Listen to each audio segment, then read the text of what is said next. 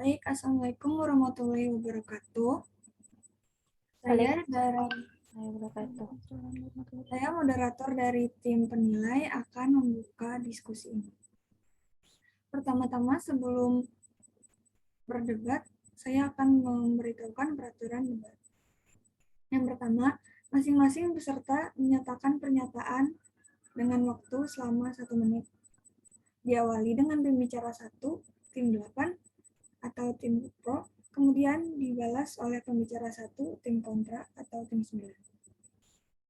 Setelah pembicara tim 8 atau tim kontra selesai dengan statementnya, tim 9 ya, maksud saya, selesai dengan statementnya, statement akan diutarakan oleh pembicara kedua dari tim pro dan dibalas oleh tim pembicara kedua oleh kontra.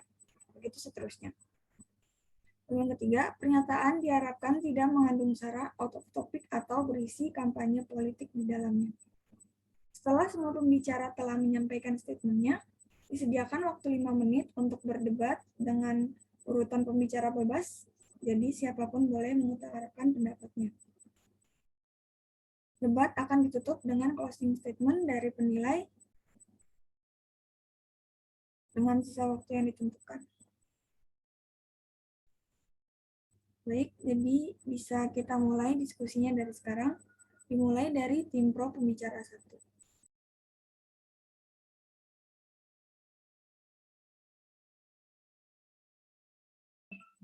Baik, di sini saya akan membahas lahan produktivitas pada jasa yang pertama.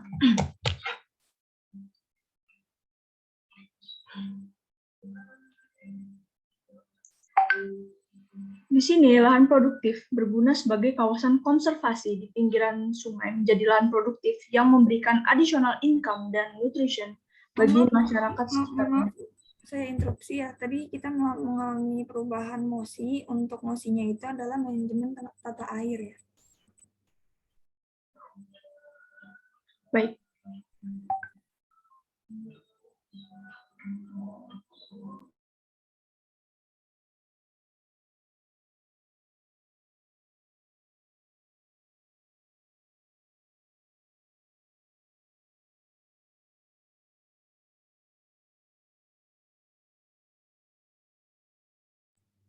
Kalau belum siap, boleh dilempar ke pembicara 2 dulu, diubah urutannya.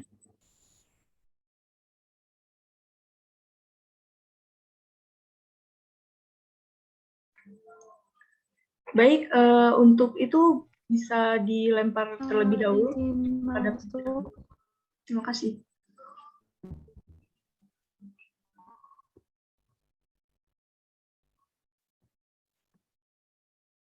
Izin masuk, ini masih untuk pembicara doang sih, ini kan tata air. Iya, betul.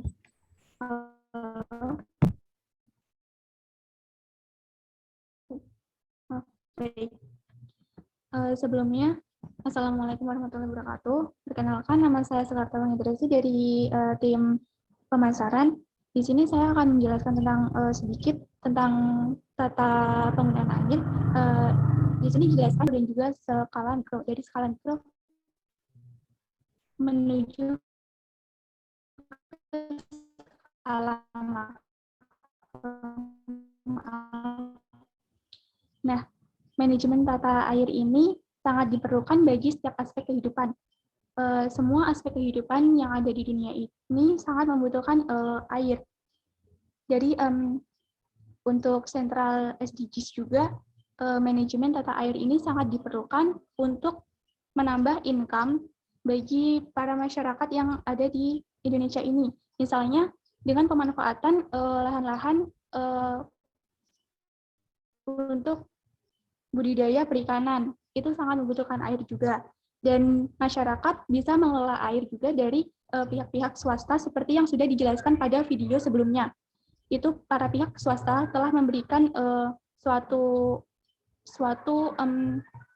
kebijakan, karena waktunya sudah habis, kita suatu bicara satu penolong untuk masyarakat untuk bisa mengelola sumber daya. Maaf, waktunya sudah habis. Saya potong, lanjut ke tim pembicara kedua, yaitu tim kontra. Baik, apakah sudah terdengar suara saya? Ya. Oke. Saya dari tim kontra, pembicara pertama akan mengungkapkan mengenai tanggapan kami mengenai manajemen tata kelola air yang ada di Indonesia. Menurut kami dari kelompok tim kontra, manajemen tata air di Indonesia masih menimbulkan dampak terhadap bidang lain ketika bidang utama dilaksanakan. Agar tidak bingung, saya akan memberikan contoh mengenai kasus yang diliput liputan6.com pada tanggal 30 Agustus tahun 2021 mengenai rencana ubah kawasan hutan Bawosi di Manggarai Barat jadi wisata alam yang berbasis perairan. Singkatnya, hutan Bawosi di Manggarai akan diubah menjadi wisata alam yang berbasis air, yang mana berasal dari sumber mata air yang ada di daerah tersebut. Dari 14 mata air yang banyak dipakai oleh masyarakat setempat, banyak yang sudah kering total dan bahkan aliran airnya sudah mati. Nah, namun di sisi lain, jika ditinjau dari keperluan untuk mengadakan untuk membangun suatu wisata alam perairan, yaitu wisata alam perairan yang juga diperlukan untuk menambah income agar bisa menjaga keberlangsungan pelestarian mata air tersebut. Sehingga oleh karena itu, pengelolaan tata kelola air yang dikaitkan dengan mata air untuk agroekosistem sebagai bentuk provisioning memberikan manfaat langsung pada manusia masih perlu dipertimbangkan. Terima kasih. Lanjut ke pembicara kedua, tim pro.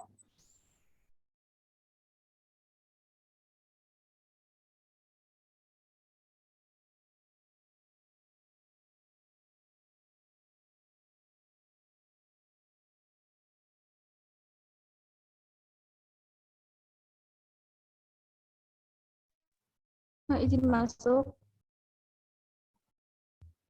Ini boleh.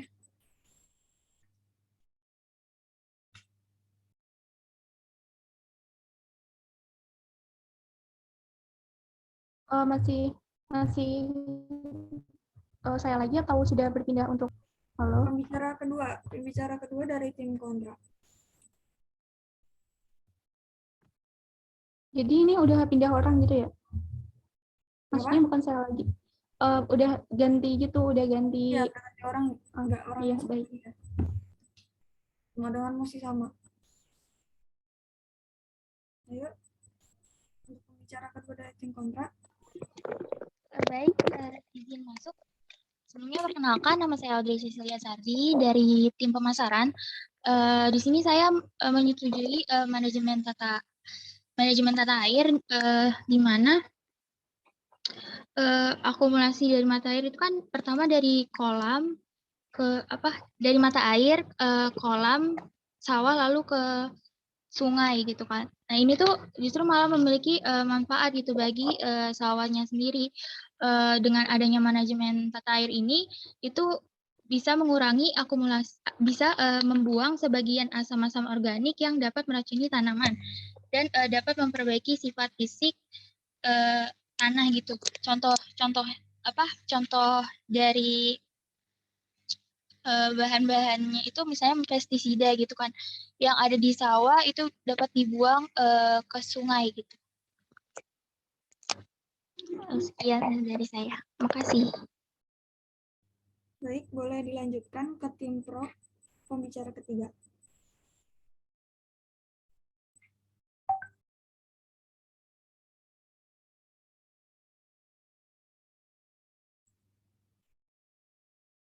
Tim pro, pembicara ketiga, waktu dipersilahkan.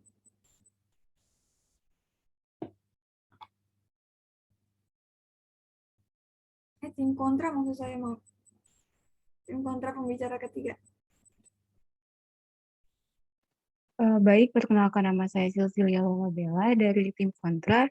Selain yang sudah contoh yang sudah diberikan oleh Ramzani, saya juga ingin memberi contoh pada pengelolaan sumber air di Desa Punten, Kecamatan Bumiaji, Kota Batu.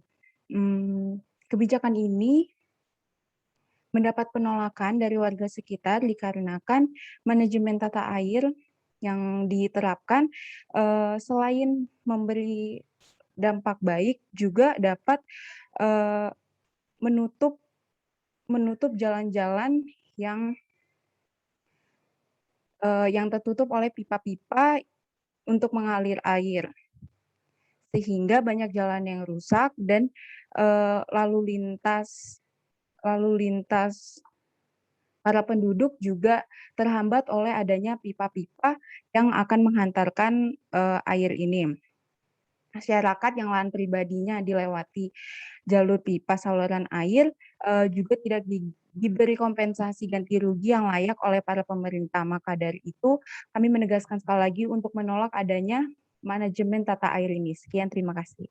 Baik, terima kasih. Waktunya juga sudah habis. Kita lanjut ke tim pro, pembicara keempat.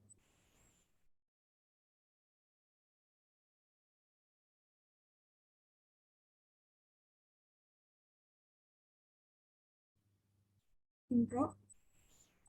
Saya izin masuk. Nama saya Natasha dari tim pro. Dalam manajemen tata air ini, sebenarnya ini kan sangat dibutuhkan banget ya. Saya menemukan kajian yang menunjukkan bahwa di Indonesia itu saluran reklamasi baik pada saluran utama maupun pada saluran blok banyak terdapat overdrainase dan hal ini sangat rentan terhadap bahaya kebakaran lahan. Jadi di sini tuh manajemen tata air ini sangat dibutuhkan untuk mengurangi kerusakan-kerusakan ekosistem lainnya dan pastinya manajemen tata air ini harus dalam penerapannya ini juga harus diperhatikan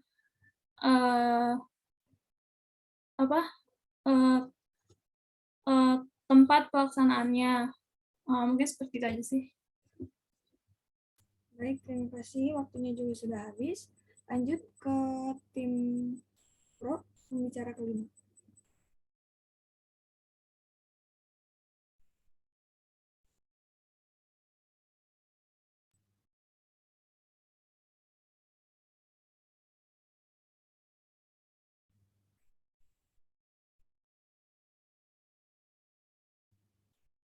Tadi tim apa ya tadi saya sempat keliru.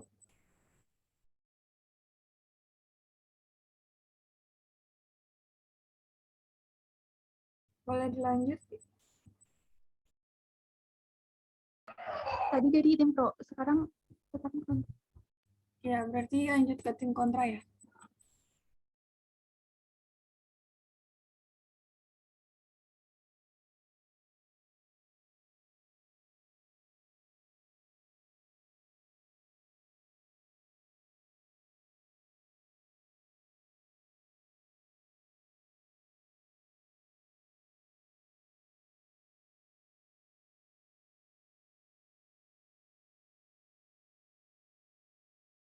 Ayo boleh dilanjut.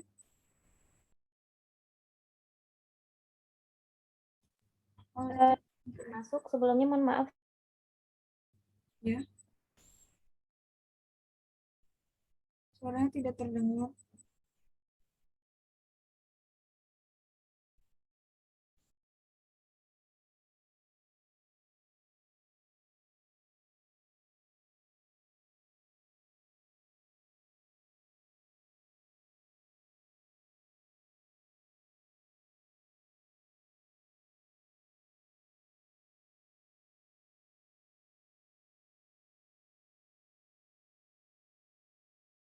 Kalau karena Gina terkendala jaringan, boleh di backup oleh tim kontra yang lain?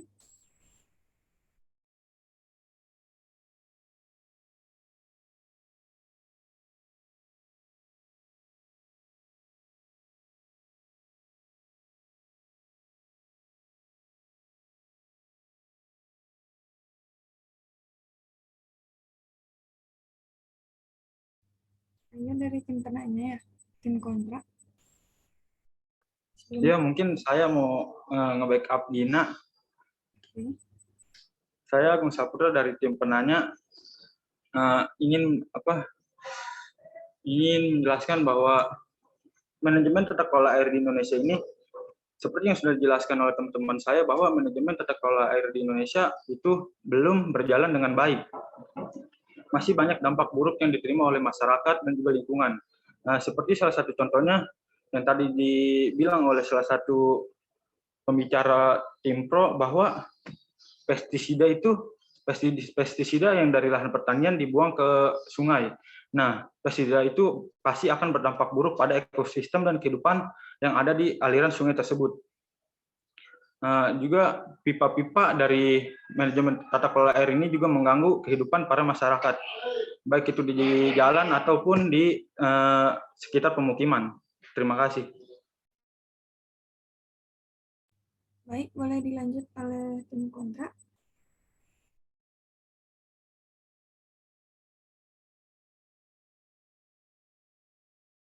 Mohon maaf tim pro maksud saya. Baik, saya izin menambahkannya atas nama Sakila Kasum. Jadi air bagi para petani itu kan sumber daya pokok. Dia menunjang keberlangsungan kegiatan pertanian. Nah, jadi fungsi air bagi pertanian itu secara umum adalah sebuah irigasi dan juga pengairan bagi persawahan mereka. Karena tanpa adanya pengairan yang baik, maka hasil dari tanaman yang dikelola oleh petani itu kan tidak dapat mendapatkan hasil yang maksimal. Tentu saja dengan metode pengelolaan sumber daya air yang baik, pasti akan mendapatkan hasil yang baik juga. Contohnya seperti metode ketahanan air, atau yang disebut dengan water security. Nah, apa sih itu yang dimaksud dengan water security? Water security adalah ketersediaan baik kuantitas maupun kualitas air untuk kehidupan kesehatan dan untuk keberlanjutan ekosistem maupun agroekosistem itu tersendiri. Mungkin itu saja. Terima kasih. Baik, terima kasih dari tim pro. Kita lanjut ke tim kontra.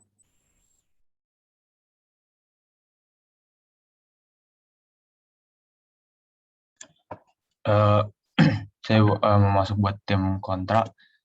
Jadi kan air itu kan sangat dibutuhkan dalam kehidupan sehari-hari untuk dalam keperluan domestik, pengairan, pertanian, prasarana transportasi, dan keperluan-keperluan sosial lainnya seperti rumah sakit dan lain-lain. Jadi sangat penting dibutuhkannya tata air yang sangat strategis. Pada saat ini masalah penyediaan air semakin dirasain oleh orang Indonesia. Pasokan air untuk keperluan pembangkit listrik makin berkurang akibat kapasitas produknya menurun. Demikian juga ketersediaan air bersih khususnya untuk masyarakat perkotaan yang berasal dari air produksi PDAM yang sangat kurang. Nah, di sisi lain pertambahan jumlah penduduk meningkatkan kebutuhan air bersih tersebut. Di sisi lain juga hutan yang rusak akan berdampak terganggunya fungsi pengendalian banjir dan erosi. Gangguan tata air ini akan menimbulkan banjir, kerusakan berbagai aset ekonomi seperti jalan, bangunan, atau pemukiman, ataupun bahkan areal pertanian. Itu sih dari saya. Terima kasih. Baik, terima kasih. Bisa kita lanjut ke tim pro. Apakah suara saya terdengar? Cek. Kedengaran nggak? Terdengar. Oke. Pendapat saya mengenai manajemen pengelolaan air, tata air. Yang namanya air tuh kalau nggak diatur tuh pasti kayak bakal berantakan. Nah, mungkin kalian sendiri pernah mendengar pemerintah 10 tahun terakhir ini sering sekali membangun yang namanya bendungan. Nah, fungsi dari bendungan ini sendiri, dari bendungan ini kita dapat menjadikan si bendungan sebagai tempat penampungan dari air hujan. Jadi dari air hujan itu bisa dimanfaatin, disimpan di bendungan, dari bendungan nanti bisa dialirin ke sawah, selain bisa dialirin ke sawah juga nanti di bendungan itu air yang dialirkan ke sawah itu bakal bisa diatur debit airnya supaya kita bisa lebih mengelola air yang digunakan untuk pengairan sawah. Terus juga bisa juga mendukung ketahanan pangan kita dari situ karena sawah-sawah kita dapat teratur pengairannya dengan sudah cukup ya, sudah habis. Kita lanjut ke tim kontra terakhir. Apakah sudah terhubung? Baik, izin masuk. Sebelumnya mohon maaf ya apabila saya off cam. Ini dikarenakan jaringan yang kurang mendukung. Saya dari tim kontra, Gina Rahmi, ingin menyampaikan bahwasanya kita tahu ya manajemen tata kelola air ini meskipun memberikan banyak benefit yang besar, namun juga banyak nih memberikan impact yang kurang baik untuk kehidupan masyarakat ataupun lingkungan yang sudah dijelaskan dan dipaparkan oleh teman-teman saya sebelumnya. Nah, di sini saya ingin menegaskan kembali bahwasanya manajemen tata kelola air yang belum berjalan dengan efisien itu tentunya dapat merugikan masyarakat dan lingkungan sekitar tadi, seperti yang dikatakan teman saya sebagai contoh, pestisida yang dibuang ke sungai itu tentunya dapat merusak kehidupan yang di sungai tersebut. Nah, jadi oleh karena itu diperlukannya memaksimalkan kinerja manajemen tata kelola air ini agar dapat berjalan dengan efisien dan tentunya dapat memberikan hasil yang maksimal pula. Sekian, terima kasih. Baik, terima kasih semua pembicara, baik dari tim kontra maupun tim pro, sudah menyampaikan statementnya. Jadi kita buka diskusi terbuka yang tidak akan ditentukan pembicara, jadi setiap pembicara bebas mengutarakannya. Boleh dari tim pro dan tim kontra menambahkan?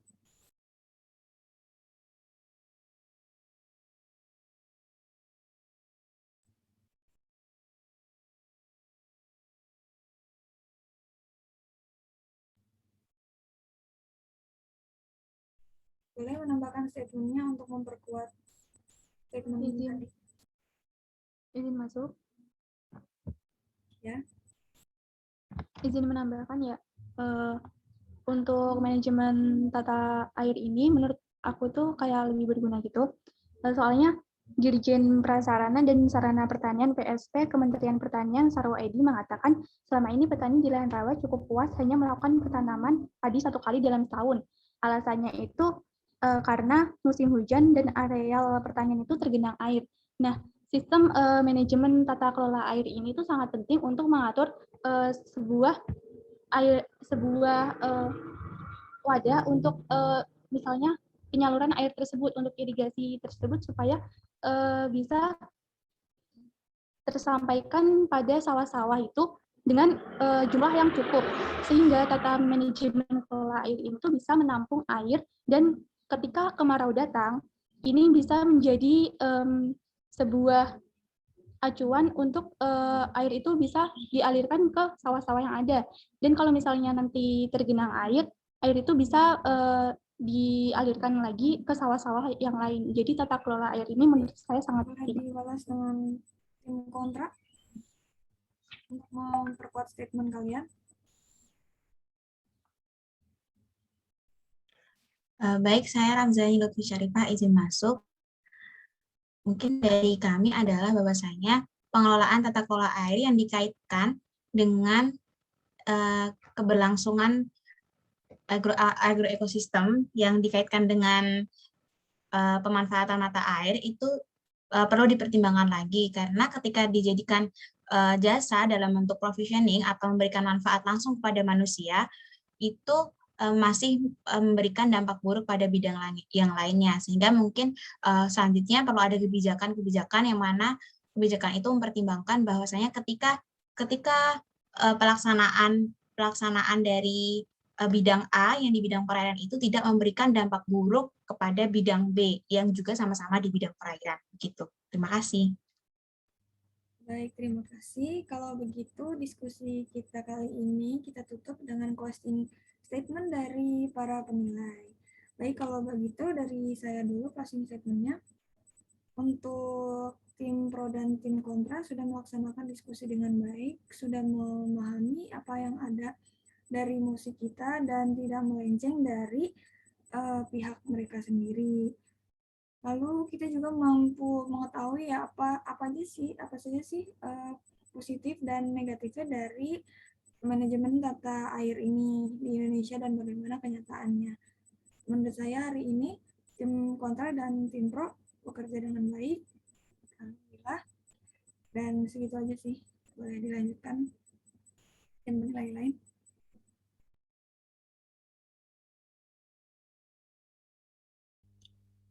Baik, dari tim penilai saya Ahmad Faurizki. Di sini saya ingin mengatakan diskusinya cukup bagus, terutama teman-teman baik dari tim pro dan tim kontra.